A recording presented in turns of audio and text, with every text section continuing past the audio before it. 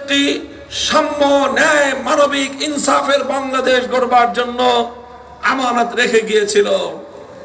দুর্ভাগ্যের বিষয়, প্রতিবার আমরা রক্ত দিয়ে বিজয় এনেছি, প্রতিবার আমরা সংগ্রামের মধ্য দিয়ে বিজয় ছিনিয়ে এনেছি, কিন্তু ষড়যন্ত্রের কারণে, চক্রান্তের কারণে বিজয়ের ফসল বাংলার মানুষের ঘরে তুলতে পারি নাই। 1971-এর মুক্তিযুদ্ধের পরই আধিপত্যবাদী ভারত মুক্তিযুদ্ধে নেতৃত্ব দানকারী শেখ মুজিবুর রহমান সাহেবকে ডেকে নিয়ে তার পকেটে প্রেসক্রিপশন ভরে দিয়ে বাংলাদেশের স্বাধীনতাকে হরণ করার অপচেষ্টা চালিয়েছে। শেখ মুজিবুর রহমান সাহেব স্বাধীনতার পর সর্বপ্রথম বাংলাদেশে না এসে ভারতের প্রধানমন্ত্রী শ্রীমতী ইন্দিরা গান্ধীর কাছে গিয়ে ধর্ণা দিয়েছেন। আসার সময় ইন্দিরা গান্ধীর কাছ থেকে প্রেসক্রিপশন নিয়ে এসে 72-এ তিনি একটা সংবিধান প্রণয়ন করেছেন। সেই সংবিধানে ভারতীয় সংবিধানের মূল নীতিগুলোকে কপি করে এনে বাংলাদেশের সংবিধানে পেস্ট করে দিয়ে প্রকারান্তরে বাংলাদেশের স্বাধীনতার মহান মুক্তিযুদ্ধকে ভারত মাতার চরণতলে বলি দেওয়া হয়েছে। এক সাগর রক্তের বিনিময়ে মুক্তিযোদ্ধারা যেই বাংলাদেশ আমাদের কাছে উপহার দিয়ে গিয়েছিল, সেই স্বাধীনতার সুফল আমরা ঘরে তুলতে ব্যর্থ হয়েছি। আজ বলতে লজ্জা লাগে, স্বাধীনতার 55টি বছর অতিক্রান্ত হয়েছে, এত সরকারের পরিবর্তন হয়েছে, আজও পর্যন্ত বাংলাদেশের স্বাধীনতা যুদ্ধে আত্মদানকারী বীর শহীদদের রাষ্ট্রীয়ভাবে কোনো তালিকা প্রণয়ন করা হয় না। মুক্তিযুদ্ধের নামে চাঁদাবাজি হয়েছে, মুক্তিযুদ্ধের নামে ভাগ বাটোয়ারা হয়েছে, মুক্তিযুদ্ধকে বিক্রি করে ক্ষমতার মস্তক দখল করা হয়েছে, কিন্তু মুক্তিযুদ্ধে বীর শহীদদের নির্ভুল কোনো তালিকা প্রণয়ন করার উদ্যোগ নেওয়া হয় নাই। সংগ্রামী সাথী ও বন্ধুগণ, এভাবে 72 থেকে 2024 দীর্ঘ প্রায় 54 বছর বাংলাদেশটাকে আরেক দেশের করদ রাজ্যে পরিণত করবার রাষ্ট্রীয় সাংবিধানিক যাবতীয় ব্যবস্থাপনা পরিচালিত হয়েছে। আর যখনই এদেশের মানুষ মুক্তির জন্য পাগল হয়েছে, এদেশের মানুষ যখনই আধিপত্যবাদের বিরুদ্ধে কথা বলেছে, এদেশের মানুষ যখন ভারতীয় আধিপত্যবাদের শৃঙ্খল থেকে নিজেদেরকে মুক্ত করার চেষ্টা চালিয়েছে, তখন তাদেরকে স্বাধীনতা বিরোধী, জঙ্গিবাদী, রাজাকার ইত্যাদি ট্যাগ দিয়ে তাদের উত্থানকে ঠেকিয়ে দেওয়ার চেষ্টা করা হয়েছে। এভাবেই করতে করতে আসলো 24 সাল। এদেশের ছাত্র জনতা কোটা বিরোধী আন্দোলনে মাঠে নামলো, মেধার ভিত্তিতে বাংলাদেশ গড়বার আহ্বান জানালো। প্রধানমন্ত্রীত্বের চেয়ারে বসে ভারতীয় ভিনদেশী আধিপত্যবাদের কৃতদাসী, বাংলার ক্ষমতার মসনদের জবরদখলকারী শেখ হাসিনা বাংলার 4 কোটি ছাত্র জনতাকে রাজাকারের বাচ্চা বলে গালি দিল। আমার দেশের ছাত্র জনতা সেদিনই সিদ্ধান্ত গ্রহণ করলো, অধিকার চাইলে যদি রাজাকার হতে হয়, যদি মেধার ভিত্তিতে দেশকে গড়বার আওয়াজ তুললে যদি রাজাকার হতে হয়, যদি ভারতীয় আধিপত্যবাদের বিরুদ্ধে মাঠে অবতরণ করলেই যদি রাজাকার হতে হয়, দেশকে বৈষম্যহীন ভাবে গড়ে তুলবার সংগ্রাম করলে যদি রাজাকার হতে হয়, প্রতিটি শিক্ষাঙ্গন থেকে রাতের অন্ধকারে আওয়াজ উঠেছিল, আমি কে তুমি কে। সেদিনই মুক্তিযুদ্ধের চেতনাবাজ শেখ হাসিনার ক্ষমতার কফিনে সর্বশেষ পেরেক ঠুকে গিয়েছিল। বাকি ছিল শুধু জানাজা। 5ই আগস্ট দুপুর বেলায় সেই জানাজা হয়ে মরা লাশ যেই দেশের মাল সেই দেশে এটাকে পাঠিয়ে দেওয়া হয়েছে। এখনো যারা স্বপ্ন দেখছেন মৃত্যুদণ্ড প্রাপ্ত সেই পচা মাল আবার বাংলাদেশে আসবে, বোকার স্বর্গে বসবাস করছে।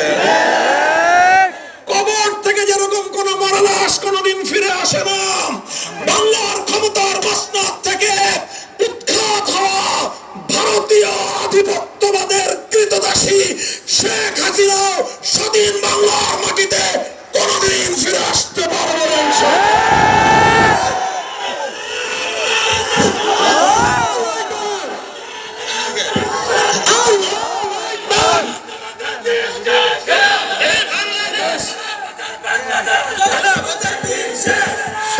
সংগ্রামী সাথী ও বন্ধুগণ, এভাবেই বাংলাদেশের মানুষ 2024 সালে নতুন করে স্বাধীনতা অর্জন করেছে। বাংলাদেশের মানুষ 24 সালে 64 জেলার প্রতিটি জেলা থেকে যুবক দামাল সন্তানেরা রক্ত দিয়ে নতুন করে আবার স্বাধীনতার সূর্যকে ছিনিয়ে এনেছে। বাংলার মানুষের হাজার বছরের স্বাধীনতা সংগ্রামের চিন্তায় হওয়া সকল অর্জনকে ফিরিয়ে আনবার জন্য জুলাই বিপ্লব হয়েছে। জুলাই বিপ্লবের পর এদেশের বিপ্লবীরা চাইল সংস্কারের মাধ্যমে নতুন বাংলাদেশ গড়ে উঠবে। এদেশের মানুষ চাইল ৭২-এর বন্দোবস্ত, ভারতীয় গোলামীর শৃঙ্খল থেকে বাংলার মানুষ মুক্তি পাবে। সকল রাজনৈতিক পক্ষ, দেশের জনগণ, ২৪-এর বিপ্লবীরা সবাই একমত যে আগামীর বাংলাদেশ ৪৭-এর দেশ বিভাগ, ৭১-এর মুক্তিযুদ্ধ, ২০১৩ সালের শাপলার চেতনা, ২৪-এর জুলাই বিপ্লবের ভিত্তিতে আগামীর বাংলাদেশ গড়ে উঠতে হবে।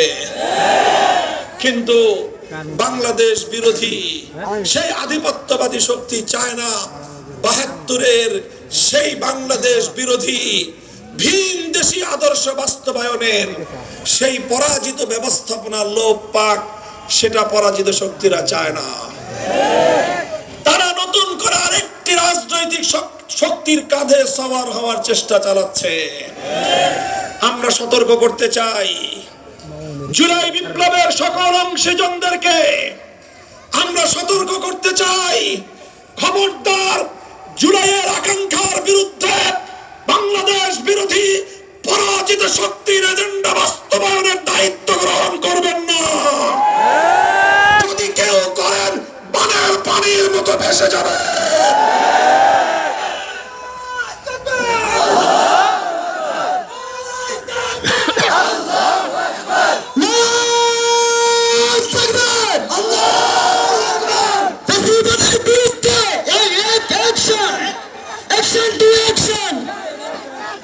মোহতারাম হাজিরিন, আমি পরিষ্কার ভাষায় বলি, ২৪ আমাদেরকে চোখে আঙ্গুল দিয়ে দেখিয়ে দিয়েছে বিপ্লবের জন্য, পরিবর্তনের জন্য বড় রাজনৈতিক দল প্রয়োজন হয় না।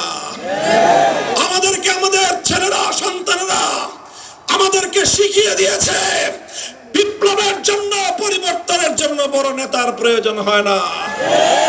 তাই যারা মনে করছেন বড় দল হওয়ার কারণে, বড় নেতা হওয়ার কারণে আপনাদের ছাড়া বাংলাদেশ চলবে না, আমি আপনাদেরকে চিরন্তন ইতিহাসের পাতা নতুন করে অধ্যয়ন করার পরামর্শ দিয়ে বলতে চাই, খবরদার জুলাইয়ের আকাঙ্ক্ষার বিরুদ্ধে অবস্থান নিয়ে ৭২-এর চেতনার পক্ষে দাঁড়ালে বাংলার মানুষ আপনাদেরকে ছুঁড়ে ফেলতে দুইবার ভাববে না।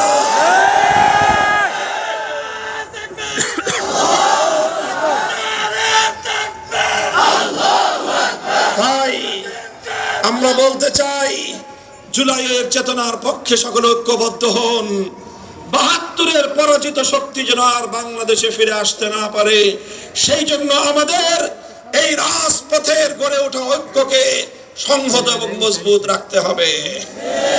জুলাই সনদকে ভিত্তি করে আগামী যেই নির্বাচন সমাগত, এখানে শুধু প্রতীকের নির্বাচন হবে না, এখানে শুধু ধানের শীষ, দাঁড়িপাল্লা, রিক্সা, হাত পাখা, অন্যান্য প্রতীকের নির্বাচন শুধু নয়, সঙ্গে সঙ্গে হবে জুলাই সনদ বাস্তবায়নের জন্য গণভোটের নির্বাচন। আমরা বলতে চাই, বাংলাদেশে আজ দুটি পক্ষ রয়েছে। একটি পক্ষ ষড়যন্ত্রকারী, ভিন দেশি এজেন্ডা বাস্তবায়নকারী, বাংলাদেশ বিরোধী ষড়যন্ত্রকারী একটি পক্ষ, এরা হলো ৭২-এর পরাজিত শক্তি।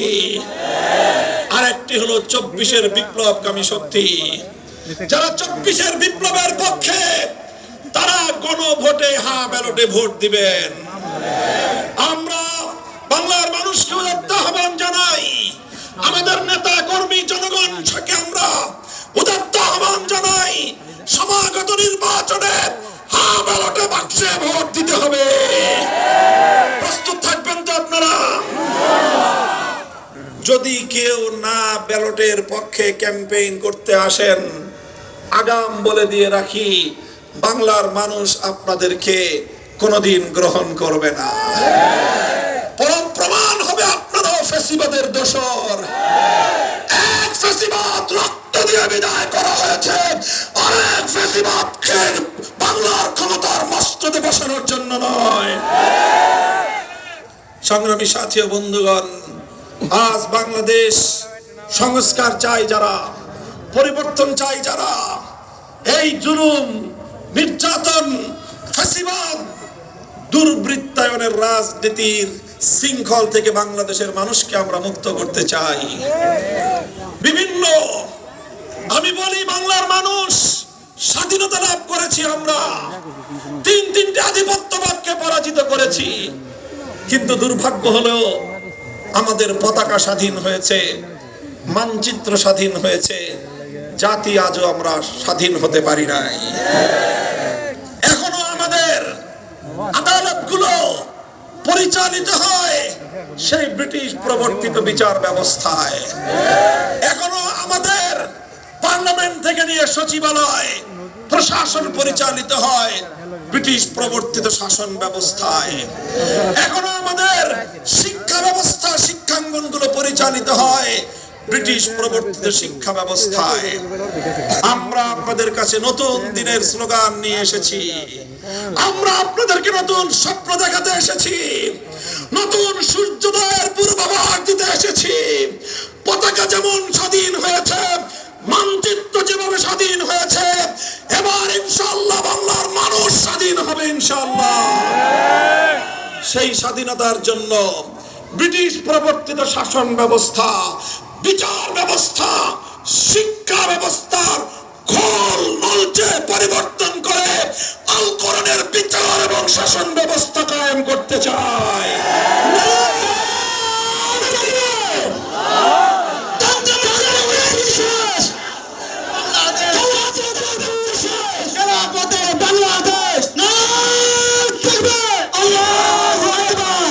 সাথী ও বন্ধুগণ, আমি আপনাদেরকে বলি, ভালুকা অঞ্চল এটা বিপুল পরিমাণ শ্রমিক অধ্যুষিত অঞ্চল। আমার শ্রমিক ভাইরা, জুলাই বিপ্লবের সময় আপনারা কিভাবে রাস্তায় নেমে এসেছিলেন, কিভাবে অকাতরে রক্ত দিয়েছিলেন, ছাত্র জনতাকে আপনারা কিভাবে শক্তি আর সাহস জুগিয়েছিলেন, বাংলার আকাশ বাতাস তার সাক্ষী। কৃষক, শ্রমিক, মজদুর, আপনাদেরকে বলি, আজ বাংলাদেশের যে ব্যবস্থাপনা চলছে, রাজনীতিতে, প্রশাসনে, অর্থনীতিতে, এই সব হলো বুর্জোয়া একটা ব্যবস্থাপনা, পুঁজিবাদী ব্যবস্থাপনা। এর অন্তরালে বড় লোকের ভাগ্যের পরিবর্তন হয়, গরিব তার কোনোদিন ন্যায্য অধিকার ফিরে পায় না। এখানে পার ক্যাপিটা ইনকাম বৃদ্ধির গল্প শোনানো হয়, জনগণের গড় আয় বাড়ে। জনগণের কি বাড়ে? গড় আয় বাড়ে। গড় আয়, মাথা পিছু আয় বাড়ে, জিডিপি বাড়ে, আভ্যন্তরীণ উৎপাদন বাড়ে, গার্মেন্টসের উৎপাদন বাড়ে, মিল, ফ্যাক্টরি, কলকারখানার উৎপাদন বাড়ে। আর এই উৎপাদন বাড়লে, মাথা পিছু ইনকাম বাড়লে, সমাজের উঁচুতলায় বসবাসকারী হাতে গোনা কিছু শিল্পপতির ভাগ্যের পরিবর্তন হয়। তাদের গ্যারেজে দুটো প্রাডো গাড়ির জায়গায় 4টা প্রাডো গাড়ি হাঁকে।